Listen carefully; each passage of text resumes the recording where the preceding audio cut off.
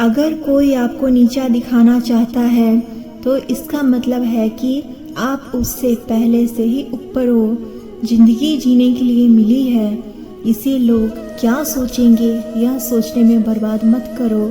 किसी के बुरे वक्त में उसका हाथ पकड़ो, सहारा दो, उसे हिम्मत दो, क्योंकि बुरा वक्त थोड़े समय में चला जाएगा लेकिन वह आपको दुआ जिंदगी भर देता रहेगा। मनुष्य सुबह से शाम तक काम करके उतना नहीं थकता जितना चिंता और क्रोध के एक क्षण में थक जाता है। संबंध परमात्मा से अच्छे बना लो तो तुम्हें किसी की ज़रूरत नहीं पड़ेगी। तुम खुद को सबके ज़रूरत बन जाओगे। सलाह देने तो बहुत से लोग आते हैं, लेकिन जब साथ देने का समय आता है तो केवल भगवान आते हैं। जीतने के बाद तो सारी दुनिया गले लगाती है, क्योंकि आज जो आपके साथ है वह कल आपके खिलाफ हो सकते हैं। बिना मतलब के कोई आपकी इज्जत नहीं करेगा, लेकिन खुद को इतना काबिल बनाओ कि लोग बिना मतलब के भी आपकी इज्जत करें। भगवान कहते हैं कि सोने से पहले तुम सबको माफ़ कर दिया करो और तुम्हारे जागने से पहले मैं तुम्हें माफ़ कर दूंगा।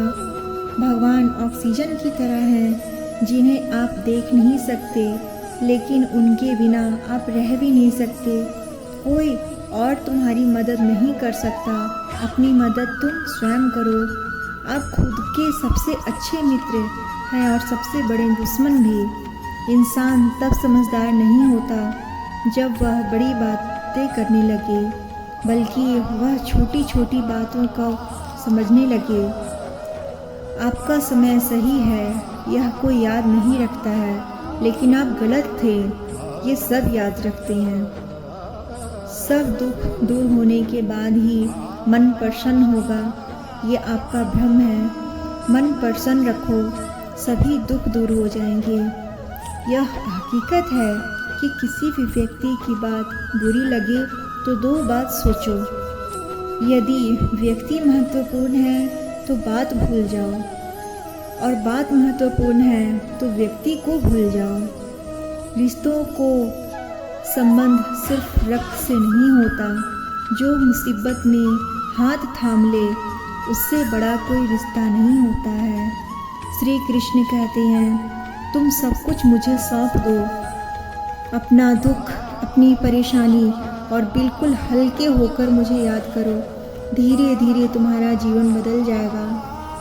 हर रोज़ रात को भगवान को अपनी पूरी दिनचर्या बताकर सोना। अगर आपके द्वारा किसी का दिल दुखा है तो उससे मन ही मन माफ़ी मांग लो, और अगर किसी ने तुम्हारा मन दुखाया है तो उसे माफ़ करके सारी चिंताएं भगवान को सौंप कर सो जाओ। यकीन माने, इससे आपकी ज़िंदगी खुशनुमा बन जाएगी। क्रोध बोला हुआ शब्द इतना जहरीला होता है कि आपकी 1000 प्यारी बातों को 1 मिनट में नष्ट कर सकता है। सबको हंसाना लेकिन किसी पर भी हंसना मत। सबके दुख बांटना लेकिन किसी को दुखी मत करना। सबको राह में दीपक जलाना लेकिन किसी का दिल मत जलाना। यही जीवन की रीत है। जैसा बोओगे वैसा ही पाओगे। दुआएं और प्रार्थनाएं असंभव को भी संभव बना देती है। ईश्वर को ना तो हमारे तन की ज़रूरत होती है और ना ही हमारे मन की। उनको तो बस पवित्र मन की ज़रूरत होती है। इसलिए तो वो हमें कुछ भी छोड़ने के लिए नहीं कहते, बस कहते हैं, बच्चे मन के विकार छोड़ो, गंदे विचार छोड़ो, जो आने वाला है ही एक सोच आपके जीवन में कभी अंधेरा नहीं होने देगी। झूठ कितना अजीब है ना। खुद बोलो तो अच्छा और दूसरे बोले तो गुस्सा आता है। खुशियाँ चाहे तो किसी के साथ भी बांट लो, लेकिन गम हमेशा भरोसेमंद इंसान के साथ ही बांटना चाहिए। जीवन में समय चाहे जैसा हो, परिवार के साथ रहो तो सुख बढ़ जाता है, दुख हो तो बट जाता है। सच्चा मित्र वही है जो गलत समय में भी आपके साथ खड़ा है। आपके पास जितना भी है उसके लिए बार बार दिल से धन्यवाद कहें, हर वक्त कहें।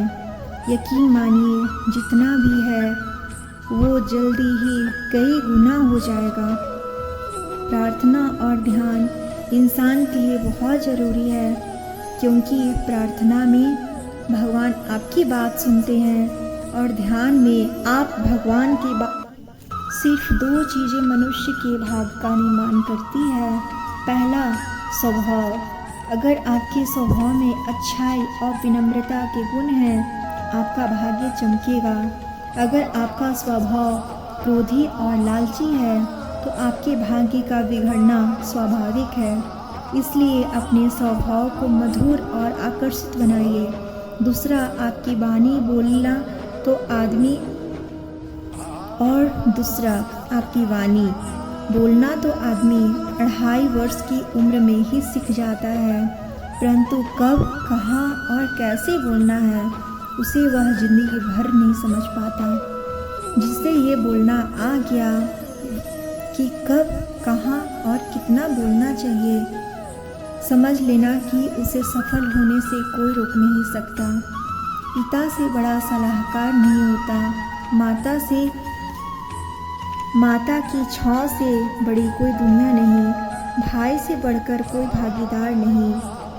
इस मतलबी दुनिया से कोई मतलब मत रखो, और मतलब रखना है तो अपने मतलब से मतलब रखो। दुआएं मांगने से किसका भला होता है? होता तो वही है जो हमने बोया है।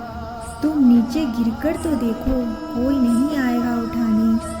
तुम जरा उड़कर तो देखो, सब आएंगे तुम्हें गिराने। एक बात हमेशा याद रखना, अगर शराब की दुकान पर बैठकर शराब पियोगे तो तुम्हें शराबी का ही दर्जा मिलेगा, और किसी मंदिर में बैठकर पानी भी पियोगे तो तुम्हें संत का दर्जा मिलेगा। इसलिए आप किसी के साथ उठते बैठते हो, बहुत सारे सीख मिले होंगे और फिर